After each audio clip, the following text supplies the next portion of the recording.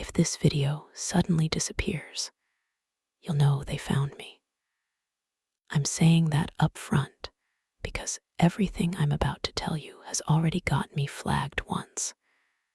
And I'm pretty sure someone at Nickelodeon still has my email pinned to some internal watch list. Before we start, take a breath. This isn't one of my usual deep dive nostalgia videos. I'm not here to talk about old cartoons or weird production trivia. I'm here because I made a mistake. One I thought only existed in those lost media. Urban legends people joke about. You're probably watching this on your phone or laptop, maybe curled up in bed, maybe half paying attention. But I need you fully here for this. There's a reason I almost didn't upload this at all. There's a reason I drafted it 3 times and deleted it twice. And there's a reason I'm telling you now, before anything else, that if your downloads folder suddenly shows a file you don't remember grabbing, don't open it. Not yet. The truth is, the episode I'm about to talk about shouldn't exist anymore. It shouldn't be anywhere near the public. Nickelodeon really tried to bury it. Cease and desists, takedowns, quiet pressure on forums. I used to think it was corporate paranoia, just studios protecting their IP. But this wasn't about copyright. It was about something else, something they created by accident, something that slipped into one of the biggest cartoons of the early 2000s and left kids sick, shaken, or just different. I'm not exaggerating. I saw the footage myself. I wish I hadn't. And before you ask, no, I'm not going to tell you which cartoon it was. Not yet. If I say the name this early, the algorithm will clamp down on this video before you even hear the rest. All I can say is, you grew up with it. You loved it. And once you hear what I saw, you'll never see it the same way again. So listen closely and don't skip ahead. Every detail matters, and by the time we're done here, you'll understand why this story refuses to stay buried. Before all of this, before the emails, before the files that started appearing on my laptop, before the thing in the footage looked directly at me, I was just a burned-out college student working part-time at a thrift store. The kind of place with flickering fluorescent lights, chipped linoleum floors, and a radio playlist that hadn't been updated since 2009. Most days were quiet, boring, even. We got the usual donations, old clothes, cracked mugs, dusty knickknacks people didn't want to deal with anymore. Nothing worth remembering. Nothing dangerous.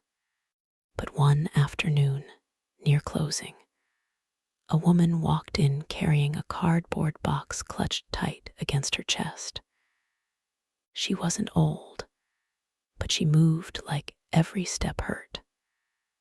Her eyes darted around, like she was checking if anyone was watching. When she reached the counter, she didn't set the box down so much as drop it, like she couldn't stand to touch it anymore. "This goes in the back," she said. "Not on the floor, not for sale." I started to tell her we had donation procedures, forms, signatures, all that. But she shoved the box toward me, whispering, "Just don't reshelve it. Destroy it." Then she turned and hurried out, her footsteps uneven, almost panicked. The automatic doors barely had time to open before she slipped through them. I wasn't supposed to see what was inside. She made that pretty clear. And honestly, if she hadn't acted like she was smuggling cursed treasure, I probably would have ignored it until my shift ended. But curiosity is a disease, and I've always had a weak immune system. The box was surprisingly heavy. When I lifted the flaps, a sharp chemical smell hit me like bleach or industrial cleaner, something harsh enough to sting my nose. It still smelled like chemicals, like something recently cleaned, scrubbed, wiped down urgently, like someone had tried to erase whatever it had touched. Inside was a stack of old VHS tapes. Most had the standard bright orange Nickelodeon shells, the kind that used to sit in every kid's bedroom back in the early 2000s. Some had official labels, episodes and specials I recognized, but others were blank, or worse, labeled with dark marker scribbles that looked rushed and uneven. And then there was the one that changed everything. A plain black tape, no sticker, just a strip of white labeling tape with shaky handwriting on it.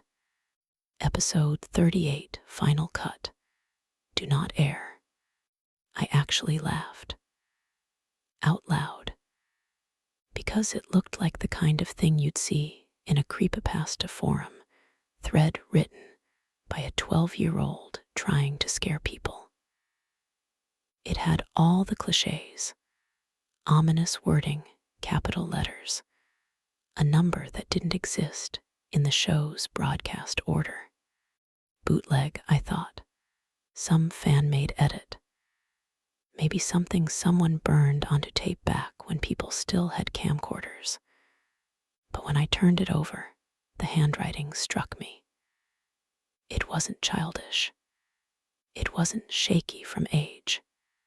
It looked professional, purposeful, like someone used to labeling tapes for production had written it quickly, but with muscle memory behind each stroke. I should have put it back. I should have sealed the box, walked it straight to the dumpster, and gone on with my life like it was just another weird donation. Instead, I slipped the tape into my backpack. I told myself it was harmless, just nostalgia bait, something to laugh about later. But the whole bus ride home, I kept thinking about the woman's face, her hurried steps, the way she couldn't bring herself to hold the box any longer. And that night, I made the mistake of pressing play. I wish I could tell you the tape didn't work at first, that it was blank or broken or eaten by the VCR the moment I tried to play it. Anything would have been better than what actually happened. But the tape slid in smoothly, the machine clicked, and that familiar Nickelodeon intro popped onto the screen like it had been waiting years for someone, anyone, to watch it again. At first, it felt almost comforting. The bright colors, the bouncy music, the stupidly cheerful title card. It was exactly how I remembered Saturday mornings when the world still felt simple. For a second, I thought the whole thing had been overblown in my head, that this was just another lost episode someone taped off TV and slapped a dramatic label on. But 10 seconds in, the audio hiccuped. Just a tiny glitch. A hiccup. A stutter in the theme song, like a skipped heartbeat. I frowned, thinking maybe the tape had degraded. But then the voices came in familiar characters I'd grown up with, and something was immediately wrong. They were slowed just slightly, stretched in a way that didn't sound like natural distortion. Every line had a faint, whispery undertone, like someone was standing too close to the microphone. Layered beneath the main dialogue, I could hear soft clicking noises, not static clicks, sharp and irregular, like someone tapping a fingernail on glass. The episode continued as if nothing was wrong. The characters moved through their usual routines. Jokes landed, music cues played, but the timing didn't feel right. The laugh track came half a second too late every single time, like someone had dragged it over the scene in a cheap editing program without bothering to sync it. And the laughter itself, it wasn't the bright, goofy canned laughter I remembered. It sounded thinner, more strained, like people trying to laugh while something held their ribs too tight. I leaned forward without meaning to, squinting at the screen. One background character, just an extra used to fill space in the scene, had a face that didn't render properly. It wasn't a glitch that lasted a frame or two. It was prolonged, wrong. The eyes were smudged, not in the cartoony sense, but in the way a face looks when it's blurred out on crime footage. A soft, smeared shape where features should have been. I told myself the tape was damaged, old, warped, but the rest of the animation looked fine, almost too fine, too crisp for a VHS copy. Only that one character's face refused to settle into anything recognizable. Then came the moment I still hear in quiet rooms. Laughter layered over something else. Underneath the delayed laugh track, buried just low enough that you'd miss it if you weren't listening closely, was a sound that didn't belong in any kid's cartoon. A scream, a child's scream, short, cut off, swallowed by laughter that tried too hard to cover it. My whole body went cold. I paused the tape without thinking, and the sudden silence of my living room felt heavy, like the air had thickened. For a moment, I just sat there staring at the frozen frame. The blurred-faced background character turned halfway toward the camera, and I couldn't shake the feeling that something on the screen or behind me was watching. I should have stopped there, but instead, after a long breath, I hit play again. If the first half of the tape felt off, the second half felt wrong in a way I still struggle to describe. The shift didn't happen all at once. It crept in slowly, like the episode itself was unraveling at the seams. One moment, everything was running through its usual beats, setup, joke, music cue, and then the rhythm started collapsing. Characters spoke over each other. Their lips moved, but the audio didn't match. Background details flickered or disappeared entirely, as if someone was erasing the world behind them, frame by frame. The transition was subtle at first, but once I noticed it, I couldn't unsee it. A chair moved slightly between cuts. A poster changed color. A clock on the wall jumped from 2:13 to 2:12, then to 2:14, without explanation. These weren't normal animation errors. They felt like interference. like someone had been tampering with the episode long after it was made. And then the script itself broke. Midway through a scene, one I remembered almost line for line from childhood, the main character suddenly stopped speaking. His mouth opened, but no words came out. The other characters froze in place, mid-motion, mid-expression, like the animators had forgotten what came next. The music cut out. The laugh track vanished. For a full 3 seconds, the entire episode was silent. Then all their heads turned together, perfectly synced toward the camera. Toward me. I felt my throat tighten. It wasn't the playful, fourth wall breaking glance cartoons sometimes used. This was slow, intentional. Their eyes moved first, then their faces, like they were trying to locate the viewer through the screen. Their expressions didn't match the animation style anymore.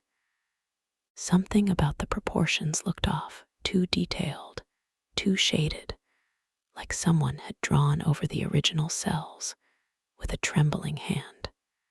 The main character leaned forward slightly. His pupils dilated. The screen flickered, dimmed, brightened, dimmed again. And then, in a stretched, breathy whisper layered beneath the normal audio track, he said my name. My actual name, not my username, not something generic. My real, legal name, one I never use online, one I'd never said out loud in my apartment, one no one should have been able to associate with me from a thrift store tape recorded 20 years ago. Every hair on my body rose. I froze. For a moment, I genuinely thought someone had broken into my home, that the voice had come from behind me instead of the speakers. But when I replayed the line, hands trembling, the whisper was still there, buried under the distorted theme music like someone had hidden it intentionally. The episode continued, but nothing about it resembled the cheerful cartoon I remembered. The backgrounds darkened, colors dulled, scenes dragged on too long, like the characters were waiting for something. Occasionally, the screen would glitch, and a single frame of real footage would flash on screen so quickly I could barely register it. A hospital hallway, a playground at dusk, a dimly lit room full of monitors and tangled cables, a studio space with torn soundproof padding peeling off the walls. I leaned in, trying to catch more details. Each clip felt raw, handheld, shaky, the kind of footage you'd expect from someone filming when they weren't supposed to. I recognized none of the places, but every image had the same washed-out coloring, the same uneasy framing, the same sense of something just outside the camera's view. At one point, the episode cut to a lingering shot of an empty animation studio. Drafts, papers, and character model sheets littered the desks. A coffee mug sat overturned near a dead computer monitor. The camera panned too slowly, as if the person holding it was afraid of what might be in the next frame. I started to piece together something I'd only heard whispers about, rumors that Nickelodeon animators sometimes slipped messages or inside jokes into late-night cuts, frames that were never meant to be broadcast. People joked about disgruntled employees sneaking in weird edits when they were tired or underpaid. But this wasn't a joke. Someone had put something in this episode on purpose.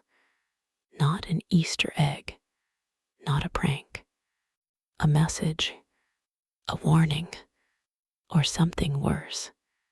The characters on screen looked increasingly frantic.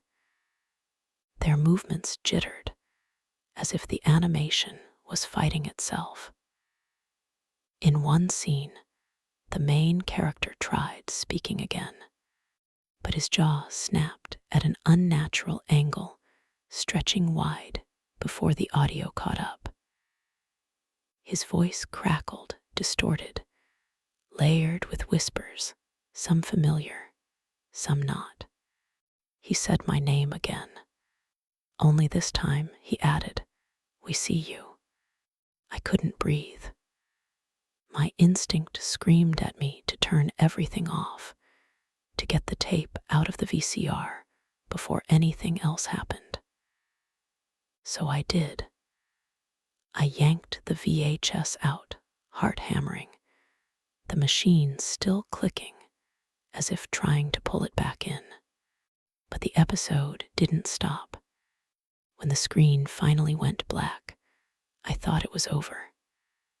I sat there trembling, clutching the tape like it was something alive that might bite if I loosened my grip. The room was silent, except for the soft whir of my laptop on the coffee table.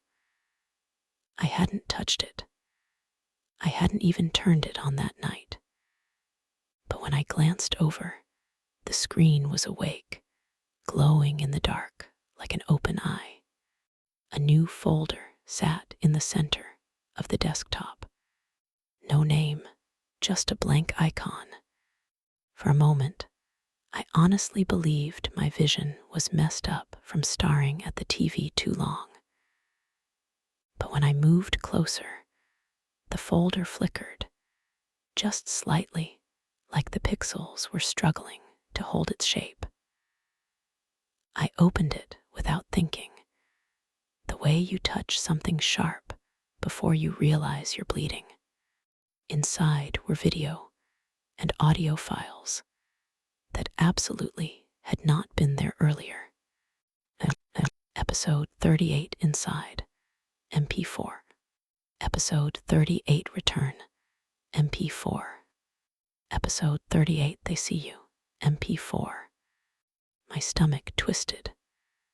I kept telling myself it had to be malware. Or maybe the thrift store tape had been part of some forgotten ARG. Some elaborate prank. But no ARG I'd ever heard of could force files into my downloads folder when my Wi-Fi was off and my laptop was closed. I clicked the first audio file, stupid, I know, and nearly threw my headphones off.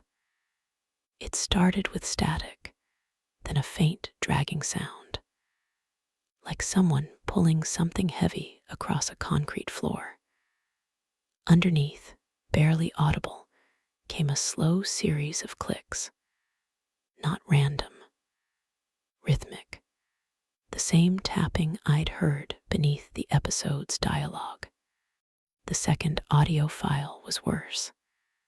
A child sobbing softly, punctuated by gasps that sounded too real, too close. Halfway through, a distorted voice whispered something unintelligible, but I caught one phrase clearly. "Don't leave again." My hands shook as I opened the first video file. It wasn't footage from the episode. It wasn't even animation. It was my living room, my couch, my coffee table, filmed from a low angle, like a camera had been placed on the floor while I wasn't looking. The timestamp was from 10 minutes earlier, while I'd still been watching the tape. I slammed the window shut, heart hammering, breath sharp in my throat. The next file inside showed animation again, but the characters were wrong. They were standing somewhere dark, illuminated only by a pale, flickering light. Their eyes were larger now, void of detail. Their bodies looked stretched, as if someone had redrawn them from memory after years of forgetting what joy looked like. In the background, something moved. I tried to close the file, but the playback froze on a single frame. The main character was right up against the screen now, closer than any model sheet or animation cell would allow. His expression was no longer cartoony. It was hollow, desperate. His hand lifted slowly, pointing outward, pointing at me, and then he spoke, voice layered with a chorus of whispers that sounded like children speaking from beneath blankets, beneath floors, beneath something heavy that muffled their breath. Why did you leave us there? The video ended abruptly, leaving my screen reflecting my own pale face. I sat frozen, afraid that any movement might invite the character's voice back, afraid that if I looked behind me, I'd see something leaning close. I need you to understand something. I didn't download any of those files. They appeared on their own, and if you're watching this, well, maybe check your downloads folder after the video ends, just in case. And if you hear tapping while watching, especially behind you, pause immediately. Don't ignore it. Don't do what I did, because instead of shutting everything down, I made another mistake. I decided to find out where that tape came from. I don't know what I expected the old Nickelodeon studio to look like. Bright colors, the old green slime buckets, maybe a few sun-faded posters from the 90s. But when I pulled up, the building looked like a burned-out memory. The logo was gone, the windows boarded, and the parking lot was cracked open like something underneath had been pushing its way up. It was supposed to be demolished years ago. So why was the security gate unlocked? I stepped inside through a rusted service door, and the first thing that hit me was the smell. Not mold, not dust, something sterile, like a hospital room that hadn't been cleaned correctly. My footsteps echoed through the empty hallway too loudly, like the walls were listening.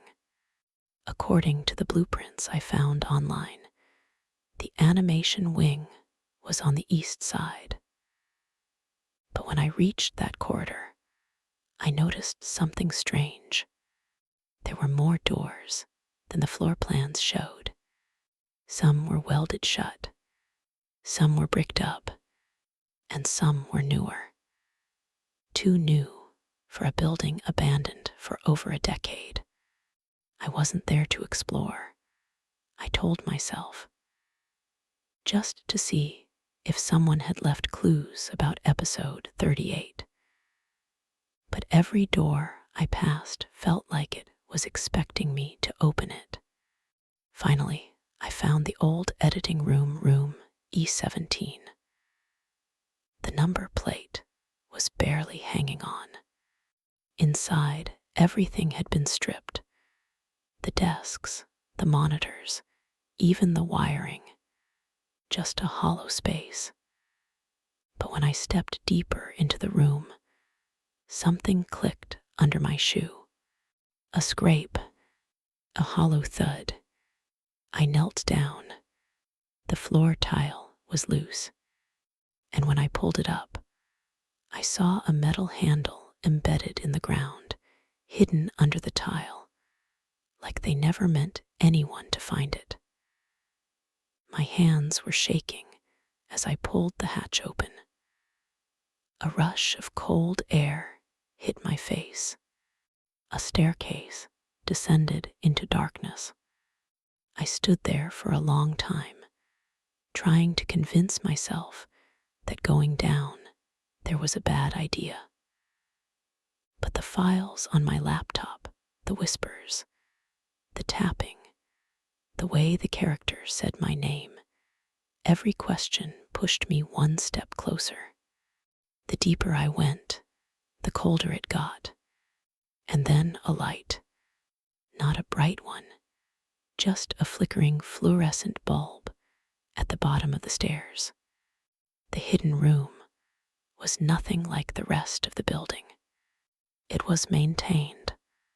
No dust, no decay, everything arranged with uncomfortable precision, like someone had cleaned it recently. Then I noticed the shelves, rows and rows of VHS tapes stacked from floor to ceiling, each one labeled with the same red marker: rejected psychological hazard. My stomach dropped. I walked closer, brushing my hand over the spines. Episode numbers, test dates, notes like audio contamination detected, subject displayed panic response, refrain from further exposure. This wasn't a kid's cartoon studio. This was a testing site.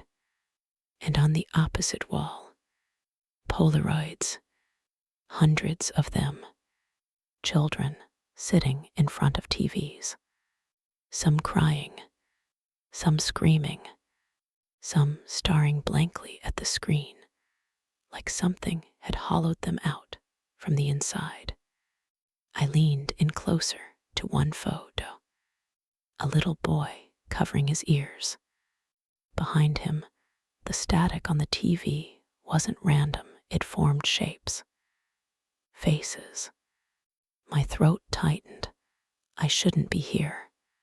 A clipboard lay on a metal table beneath the Polaroids. A memo clipped to the front read: Episode 38 caused adverse reactions. Personnel are advised to discontinue further review. Do not air again. Do not air again. So they knew. They knew something was wrong decades ago. I turned to leave, but that's when I saw it. In the far left corner of the room, half covered in a sheet, a CRT monitor, the kind they used for old production reviews. And it was on, playing.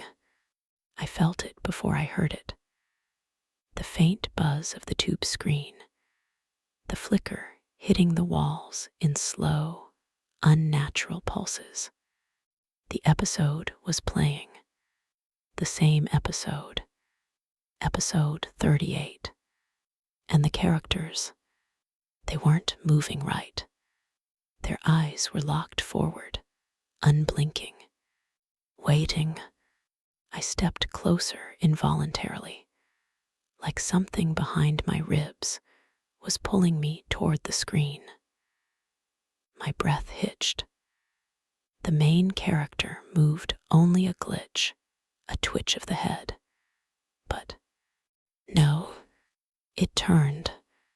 It turned toward me, not toward the camera, toward me, like it recognized me, like it had been expecting me. I staggered backward, knocking over a stack of tapes. The clatter echoed through the hidden room like a scream.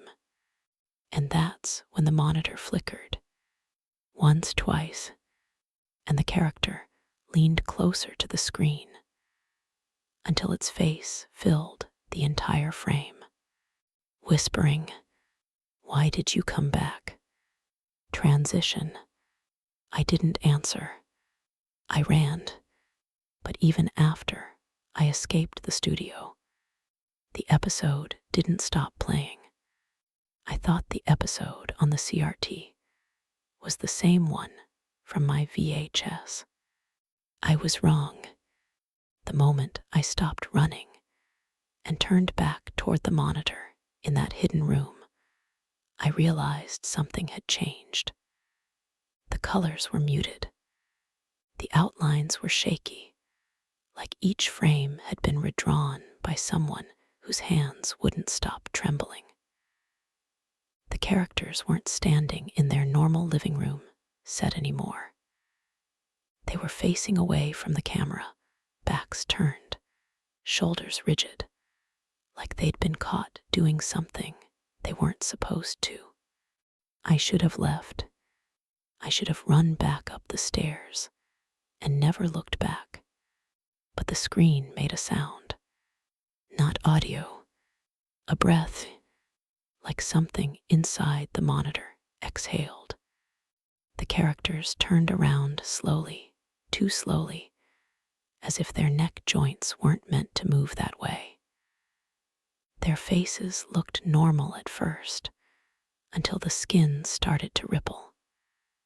The edges lifted, peeled, curled back like wet paper. Underneath were hollow masks, not empty, worn out. Dark space gaped behind the eye holes, but I could see something shifting inside, like fingers pressing outward from behind the fake faces. And that's when I realized this part wasn't animated. This was recorded. The background flickered again, tearing like a digital rip, but the quality wasn't digital at all.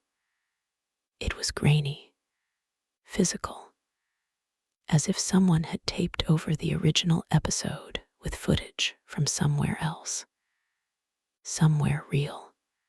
Behind the characters, something moved, something small, something wrong. At first it looked like a messed up animation layer, a scribble or glitch. But then it crawled forward, limbs bending like no child's limbs should bend, jerking, spasming, like it couldn't remember how joints were supposed to work. Its body was made of static. Not metaphorical static, literal television static, shifting, buzzing, constantly rearranging itself into patterns that almost looked like faces, but never long enough to be sure. It had no eyes, just two hollow spaces where the static thinned into darkness. The characters all stepped aside, clearing space on the screen for the thing, like they feared it. And then it crawled toward the camera. Every instinct I had screamed to turn away, but my body stayed locked. I watched as the creature pressed its head closer, static hissing louder with each inch. The screen flickered, warped, bowed outward like a rubber sheet under pressure. No animation can make a screen bulge. This wasn't a cartoon. It had never been a cartoon. The static bent forward, pressing against the inside of the monitor, creating a faint outline of a face, if you could even call it a face.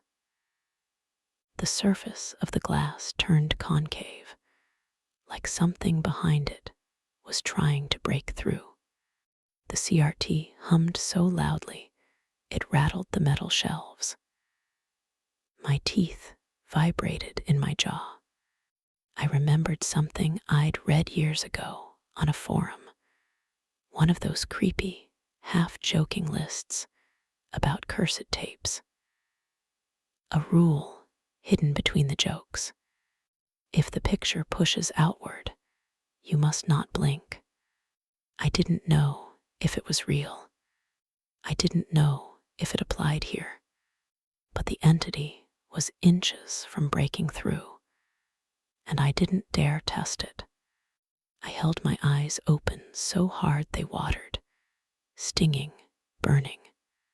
The creature paused, just paused, like it was waiting, watching.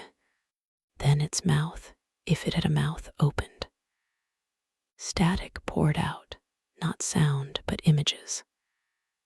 Rapid cuts of hospital rooms, empty hallways, dissected animation cells pinned to corkboards, a child's shoes, a broken camcorder, a dark room that looked a lot like the one I was standing in. Then the frames slowed, stopped, settled on a single image, a person standing in front of the very CRT I was watching. Not a drawing, not a character, a real person, shot from behind, wearing the same jacket I had on. My throat closed. I reached back, touched my shoulder, and felt warm breath behind me. I spun around, nothing. No one. When I faced the screen again, the static child had moved even closer. The glass was bulging so far outward that it looked like a balloon about to pop. Then the speakers crackled, distorted, grinding, and a voice, layered, echoing, inside out, whispered, "You watched us." The fluorescent light above me flickered. The monitor's plastic casing creaked. The entity pushed harder. "Now we watch you." The screen snapped back suddenly, like someone pulling a rubber sheet tight. The entire CRT went dark, just for a second. Then it lit up again, with my face, live, from behind, as though something in the room, something I couldn't see, was filming me. The episode had learned to record. I didn't feel it right away, not until I got home and locked the door behind me, expecting the silence of my apartment to settle my nerves. But the silence didn't come. Instead, the air felt charged, like a TV left on mute. I tried to convince myself I was just shaken from the studio, that exhaustion had rewired my brain. I made tea, sat on the couch, kept every light on. Completely normal, completely safe. Then the television turned on. By itself, a burst of static filled the living room, the exact same frequency I'd heard inside the hidden room at the studio. The screen glowed white, bright enough to throw warped shadows across the walls. My remote was on the table across the room, untouched. I approached slowly, whispering, "No, no, no, no." The static shifted, darkened, and for a split second, too fast to be sure, I saw one of the cartoon characters from episode 38. Not animated. A real, mask-like face, starring from behind the snowstorm of pixels. When I blinked, it was gone. I turned off the TV, unplugged it, threw the cord behind the cabinet.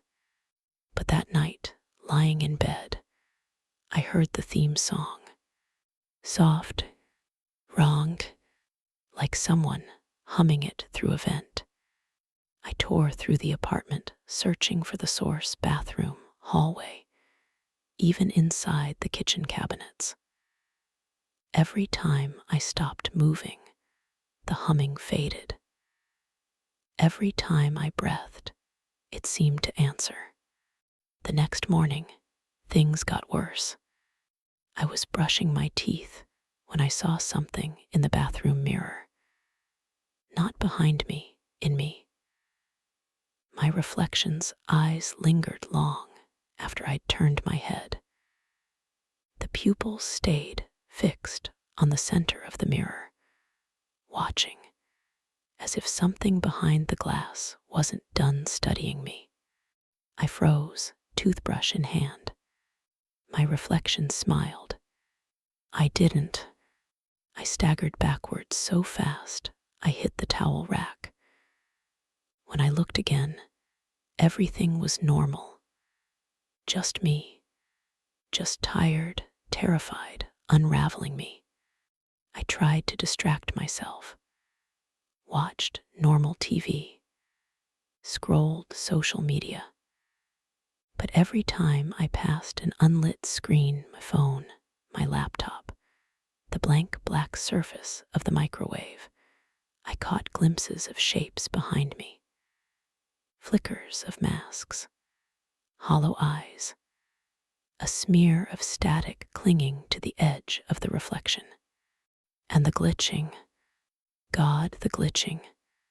My laptop would freeze for a split second, then replay whatever sound was happening in the room, my breathing, my footsteps, my whispering, echoing it back at me in the distorted voices from the tape. My phone camera would open without me touching it, pointed toward dark corners of the apartment. It felt like the entity hadn't stayed in the studio. It had hitched a ride home, and I know how it sounds. I know how insane it all seems. But let me ask you something.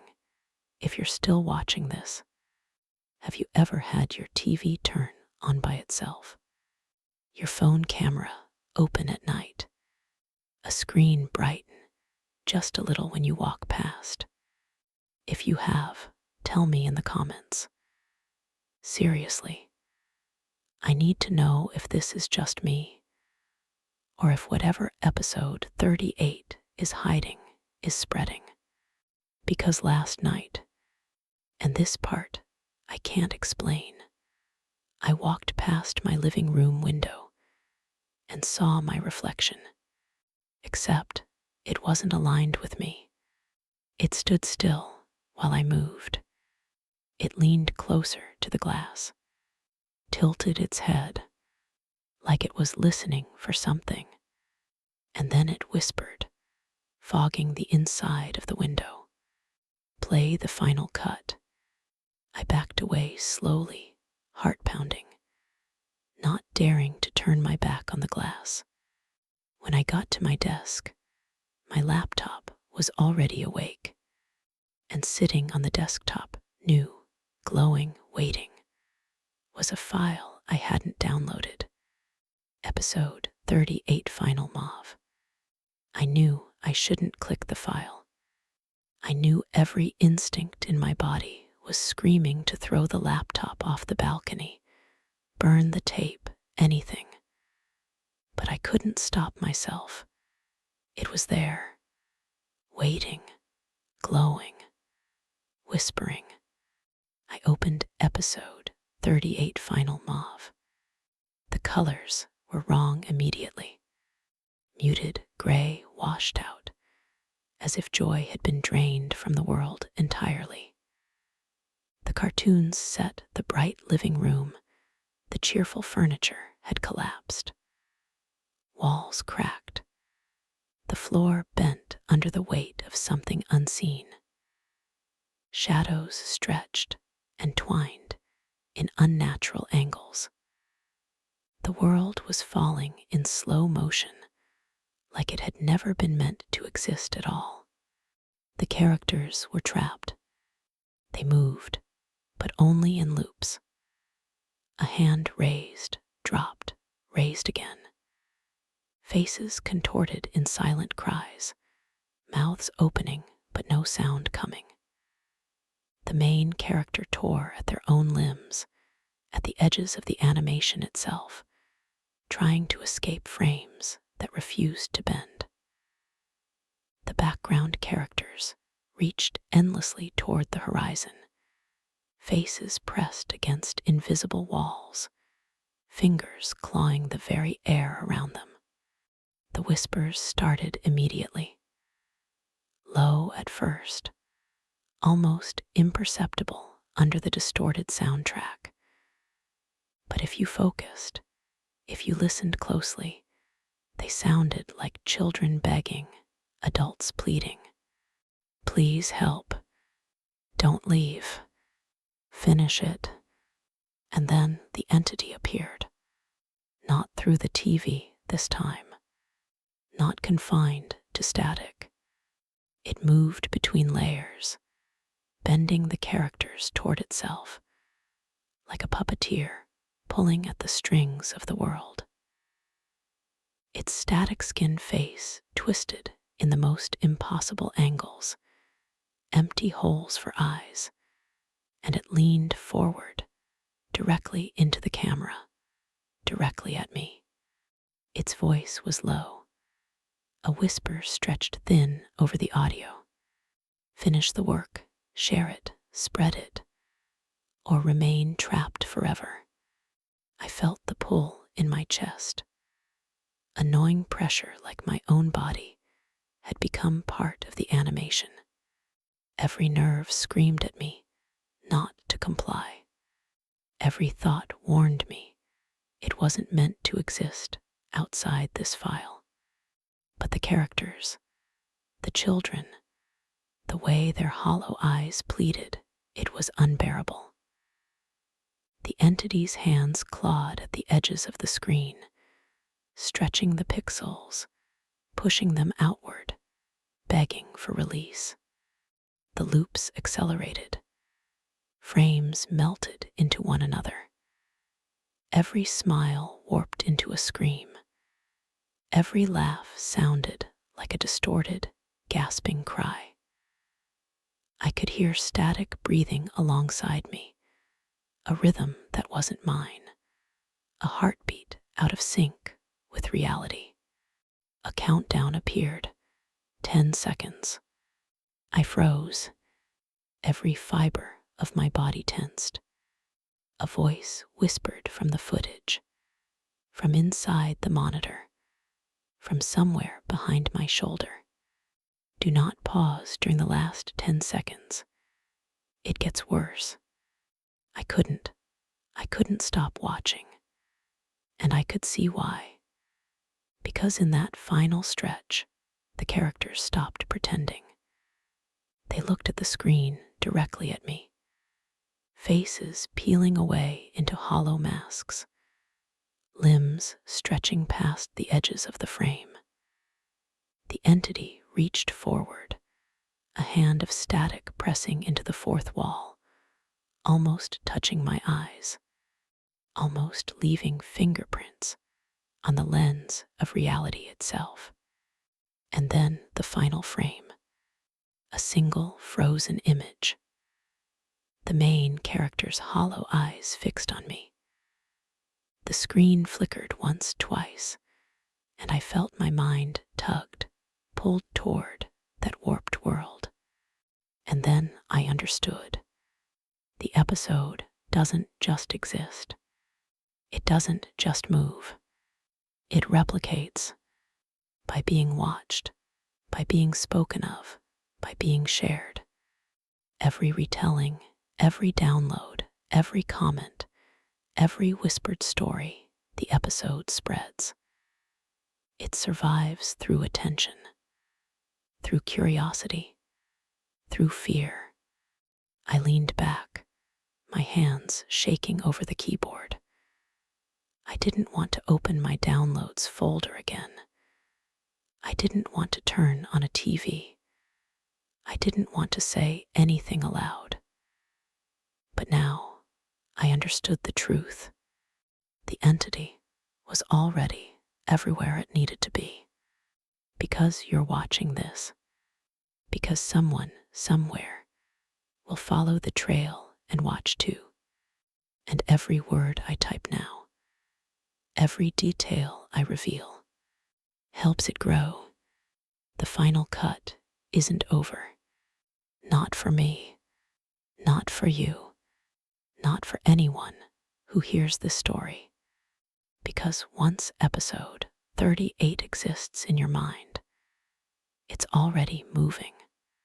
If this video disappears, you'll know why. I'm not exaggerating.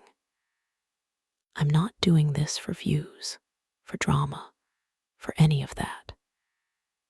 Ever since I uploaded the last part of this story, ever since I even mentioned episode 38, things have been happening behind the scenes that I can't explain. For starters, every time I try to look up anything about the episode online, the results vanish. Entire forums wiped. Old posts scrubbed. Threads that used to be there now redirect to generic Nickelodeon press releases, or 404 not found. It's like someone or something is actively deleting the trail as fast as I can search for it. And it's not just automated. I've been getting emails, real emails, from accounts that show up as blank. No profile photo, no name, not even a sender address when I check the metadata. Just a subject line. Take the video down. I've received 7 so far. Each one timestamped exactly at 3:38 a.m. When I open them, they're empty. But my screen flickers like something tried to load and failed. Like something wanted to speak. And here's the part. I'm not sure how to tell you without sounding completely unhinged.